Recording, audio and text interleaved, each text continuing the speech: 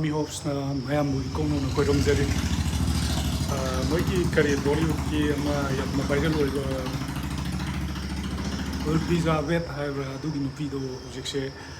wagi has cookie has Manipur taw leire Mumbai gi airport ta haidare ko mongona kari kana gadoi no kari Manipur gi maram danga nga visit pigai set pi di matat marang project da set pane ko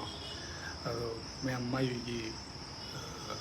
mana airport ta lepaga protest tawbado kari haino meaning ju khangde has cookie has Manipuri na hairaga adu mai na I de thoi adu ji geng je mayam magi video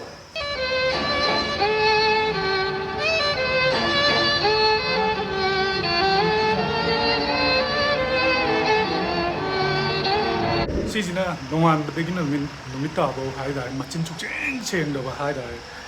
Manipur gi union territory akoi gi cookie gi union territory adu ada na adum nongan dei numita bo ko test taw dana ko tana maya chau chau thuya chau hai ge khanga ba adum ba cookie masa ne bo ko ado magi mana ngangi ba se moi gi maron ni ngangi se adu yeng se me yeng ba kan da du ki mating nongning ba haida re ko maya chau chau adum phani ju da de ji jok so dum da re haida re ma ado mayam yeng se mayam sigi video se so ai sa ngai ji di ngai ma nyau ba le union territory to nyau ba le ko mai so na sum se di to nyau ba le Manipur noi na lai cho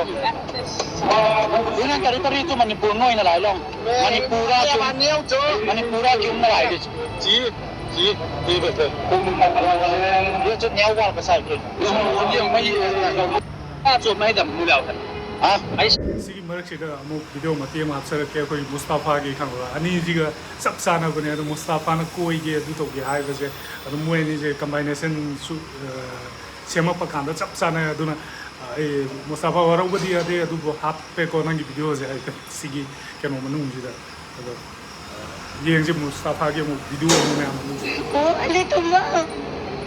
oh ibar ko na te ai no pe macam ko na se moi ge aeroplane test to bo gi ko moi am kana harau ri bane private flight to moi am kana pai social media da viral lo ya sem ber phagi re di kang de ado phagi ni sum mayam je ji cookie nge harau jana ba moi gi cookie lane do da flight ka pai re jungle mar te flight landing overtaking do bo gi ko adu gumba kano ma sem me hai ba gi sum chaning ba gi ada social media re am thina viral lo yo pot ne ado mayam ge na si jo moi landing do ba ani private flight ne hai ba gi moi cookie lane do sem me oi roi da ba manglan da di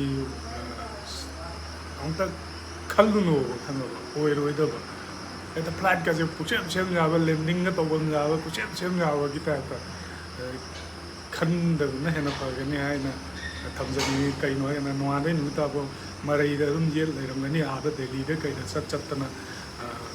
pasha bijab da na ko adum mayang da mathun da han da na hujin da sik ta na tam ta ong dong wa le adum na yeng si mayam si gi video si ju moi da landing doctor ba gi moi gi sisipur gi lamka hai ba lamking hai ba du da ke no to gi video mati ama su mayam lay ko flight landing overtake to gi khano take off to gi take off landing to gi adum video um lay adu mayam ni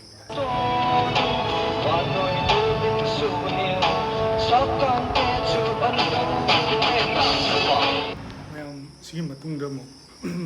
cookie ngai je saningai thangningai lei trobani na kai ha da re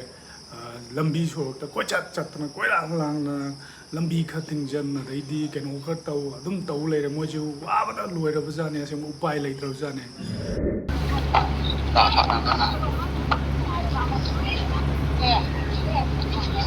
toi kai na woman side torin kai mere anu me han hai bo ne pan gumba mai le gumba phut na sa ba ho re na au na cookie nu pi ngai si ju sorok ta tho ga asam rifle karam banu phaji ge CRPF karam banu phaji ge na koitan tana dana dai di lambi sorok thingjan dana ama taw dana dum tawna le ma ne mo je ana masana sinjaba lalong ni na masa adum makoi gi parja adum wai अद मोगी leader गैनदी कइनो हाइकन अखोइगी cookie लेन फंगद्रिङैदि अखोइ सिरबसु अखोइ चंगबसु थवाइ थादुबसु अखोइ सिगनी हाइदन लैरि अदु India government कम कांद पिबिरक्तोइबिनो करम कांद नखोइगी union territory cookie लेन separate administration आइदी सुम खलुबदा मंगदबो मंगदरेना खंदा सही लिसिंग गया तवरसु नोइ नपाना पुगी generation अदैदी नोइ four father की generation दा होजिक लान तौरमीबा मतुंग जे मथंग मु generation लाकद्रोइबा अंगांग आइना तालगजु सो फंगरोय हाइबसे कुकी गी हेरो करी हदर मिनाई अदैदी थिबाई कोन हाइदरे दुगुंबा जिना खनबा याम दरकार ओरे होजिक खंगबा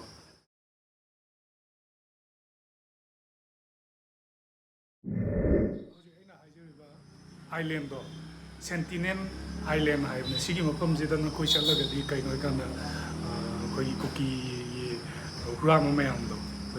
थिबाइकोन मानब मैमद चलगदी सेंटिनेल आइलैंड से नखोई lump फंगनी cookie land फंगनी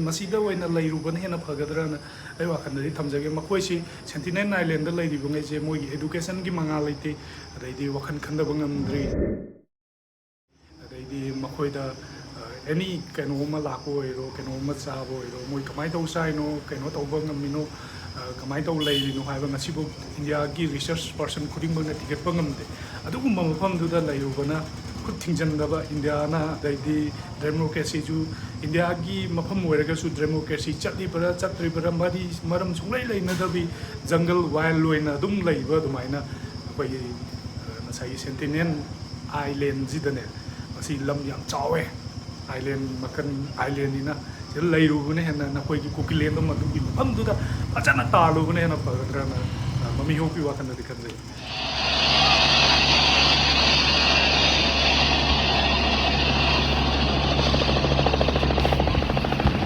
culture हाइबजे सुमाइन तौदे culture हाइबजेदि कइनो खोंगाव सेलगा फी खरा इंजलगा कल्चर न पुथोप यादेको अदुना खोंगाव सेलगा कल्चर न नखोइगी आइडेंटिटी उनिंग आइडेंटिटी कल्चर आइडेंटिटी मैम उनिंग अदुना यादे अदु सौपुदी फजना कह तारे फने नखोई ट्रेडिशन नखोई कल्चर नखोई ट्रेडिशनल की फने फजना फिरोन फजना अखोई मैतैदा हारगा मोयरांग पी अदैदी मयक नाइबा अदैदी थंबा लैखोक अदु अदा मैम अता तांग मैम लेना सिगुंबदा डिपेंड तौरबतो खोंगाम सेलगा फीचर जा हार ट्रेडिशनल वेनबा याब नत्तीबा अना कुकी की पगी हेरोनी एआर की केनो मना एआर की लैसाबी हाइदारे एआर कचरगेना लेब लैसाबी खोंगाव सेल मोई ट्रेडिशनल की फने फिरोंदो हाइरे अखोई ट्रेडिशनल की फने फिरोंगदी सिंगै लै सिंगै अदु तो कई कांदोइनो यामनदी गांजनिंगदे असेंबगी सुम नोंमगी सुम इरांगसे इंधरकद्रा तपथरकद्रा खल्लगा लै मैमजिद मणिपुर प्रजा मैम डिप्रेशन सुम कहनबा लेता चक लेता चोक तौब कम्युनिटीज हायरगदी मीगी मई तादोंबा मीगी मी हाप ngamba मीगी मंगसम कप ngamba हायतागदे मखोई सी नी हायबसे सिदने अदुम मखोई की वा ngangningdrgasu अदुम एनी मफम खुदिंगमक्ता मखोई वा ngangnabagi मफम खुदिंगता ऑल इंडिया की मफम खुदिंगमक्ता हौजिक लाए हायबसे सिगी हेरो होगी थिबाइगोन मैम खंगम थुई हायबसे सिसे खंबियो नसागी कल्चर ताके हायता खोंगाव सेतना खोंगाव सेलगा फनी अमा फी मे इलगा आई ट्रेडिशनल ने अखोदी ट्रेडिशनल अदु तो आई ngहा की सेमतोकपा छादोक अदु तौबनु हायबसे सिगी मिहोम न तम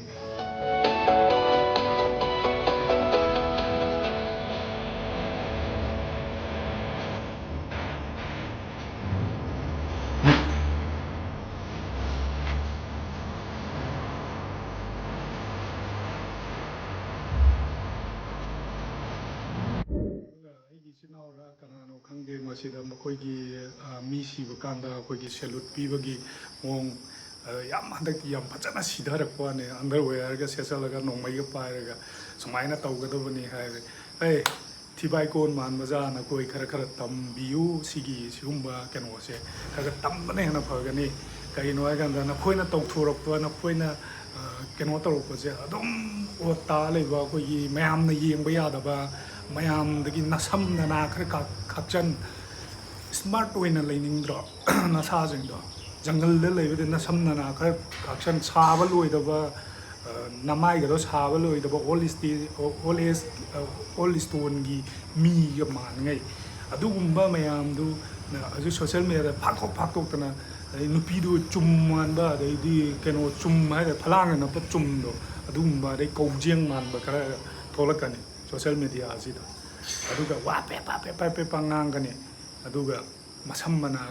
ꯀꯛꯅꯤ ꯈꯪꯗꯕ ꯃꯁꯝ ꯃꯅꯥ ꯀꯩꯅꯣ ꯇꯧꯅꯤ ꯅꯣꯡꯉꯥꯟꯗꯩ ꯅꯨꯃꯤꯠ ꯇꯥꯕꯨ ꯅꯤꯁꯥꯗ ꯆꯨ ꯂꯩꯕ ꯅꯤꯁꯥꯗ ꯉꯥꯎꯔ ꯂꯩꯕꯅꯤꯅ ꯑꯗꯨꯅ ꯌꯦꯡꯁꯤ ꯃꯌꯥꯝꯁꯤ ꯚꯤꯗꯤꯑꯣ ꯑꯃꯔꯣꯝꯗ ꯌꯥꯝ ꯅꯣꯛꯅꯤꯡꯕꯅꯤ ꯑꯁꯦꯡꯕꯩ ꯑꯗꯣ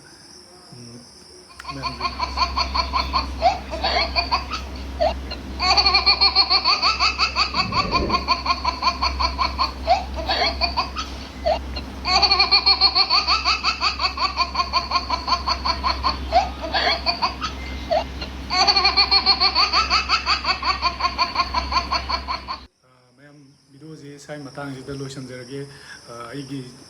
ꯃꯅꯤꯄꯨꯔꯗ ꯂꯩꯕ ꯏꯆꯤꯟ ꯏꯅꯥꯎ ꯃꯌꯥꯝ ꯑꯗꯩꯗꯤ ꯏꯄꯥ ꯏꯆꯥ ꯏꯃꯥ ꯏꯕꯦꯟ ꯃꯌꯥꯝꯅ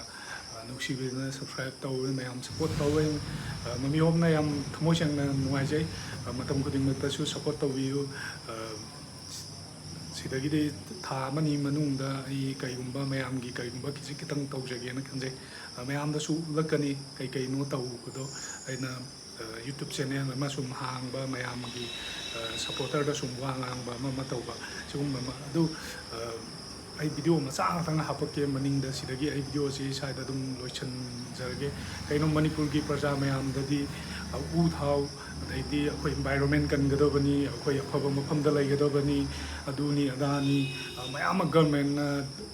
ꯂꯦꯛꯆꯔ ꯇꯧꯗꯅ ꯑꯗꯩꯗꯤ ꯃꯐꯝ ꯈꯨꯗꯤꯡꯃꯛꯇ ꯃꯤꯇꯤꯡ ꯇꯧꯗꯅ ꯎ ꯊꯥꯗꯕ ꯌꯥꯗꯦ ꯍꯣꯏ ꯎ ꯊꯥꯒꯗꯕꯅꯤ ꯑꯗꯨꯒ ꯉꯁꯥꯏꯒꯤ ꯌꯥꯟꯊꯠꯄꯗꯤ ꯂꯦꯞꯇꯦ ꯁꯣꯔꯣꯛꯇ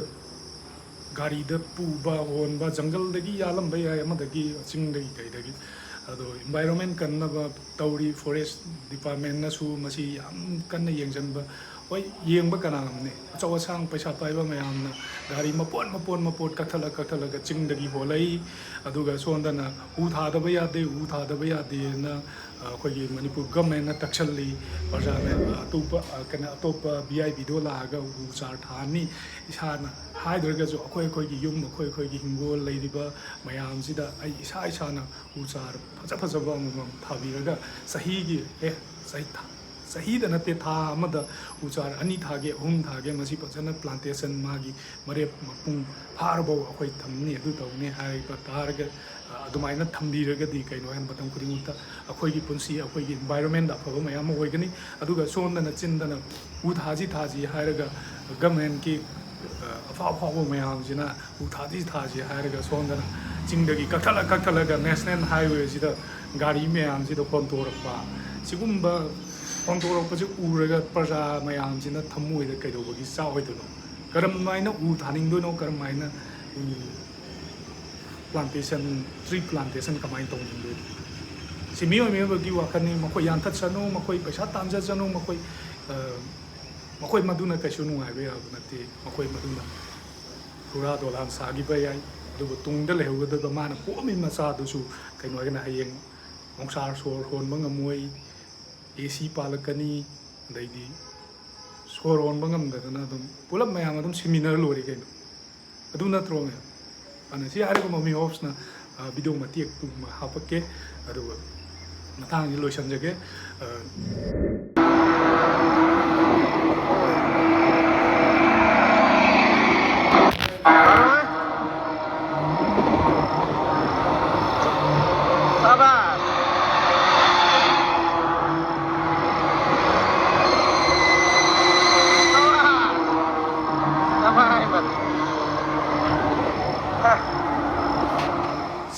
mami opsna mayam loi kono na korum jari soi kiba lan kiba mayam ayor gasu mayam apiu subscribe tau daba like tau daba mayam su tau yamu